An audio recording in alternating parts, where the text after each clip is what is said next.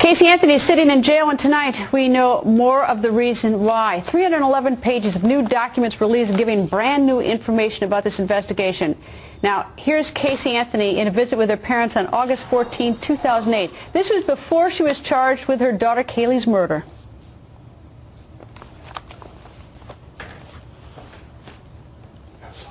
Dr. Bodden and Mark Fuhrman are still with us.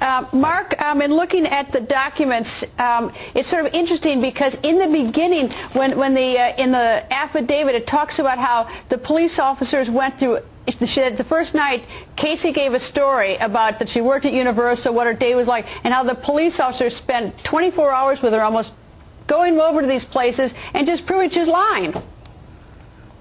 Well, Greta, I mean, that is the first level of consciousness of guilt. When you can't tell the truth about the most innocent things in your life, it just goes downhill, and it has gone downhill for Casey Anthony from that point. And she also ate up time. And for what reason, I have no idea other than to evade the obvious, her being the suspect in the disappearance of her child. So these detectives were, actually, I was very impressed with these documents, Greta. I think they went right down the line. I think they went as quickly as they could, considering the roadblocks were thrown in front of them. They got a lot of search warrants, and they collected a lot of evidence. It was rather impressive. Yeah, I also was impressed. Now, granted, we only see one side with these documents. It's only the prosecution/sheriff's department side. But here's one thing that I thought was very interesting. That first night, July 15th, when the grandmother called and said she was missing, and the sheriff's department responded, as this affiant, as this law enforcement officer was leaving, according to the affidavit, it says, prior to leaving, I was approached by her father, George, who stressed his concern that his daughter is holding information back.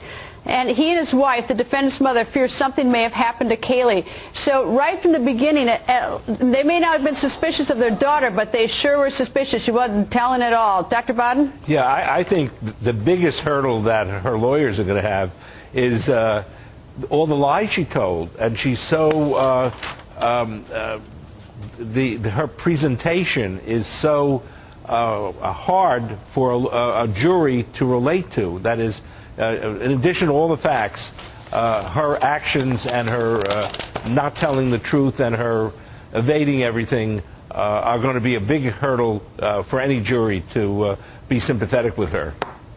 Here's another line from the affidavit. It says, the sheriff's department, in the course of this investigation, I received calls from several persons who know the defendant. All claim she's a habitual liar, and she's been known to steal from friends in the past. Not a heavy endorsement, is it, Mark? No, it's not a heavy endorsement, but it's not an indictment either. I think detectives take all that with a grain of salt. And they also consider her age, and she's single, and you have to consider the people that are actually given this description of her. But, Greta, when you see this... Well, how about this one? How about this one? Listen, I'm going to take the last word on this one, this segment, but the law enforcement who spoke to her said should be noted that at no time during any of the above interviews did the defendant show any obvious emotion as to the loss of her child. She did not cry or give any indication she was legitimately worried about her child's safety. She remained stoic and monotone during a majority of our contacts. When the jury hears that, it's going to be devastating. Yeah. And I took the last word on that. Sorry, gentlemen, I got to go. Thank you both.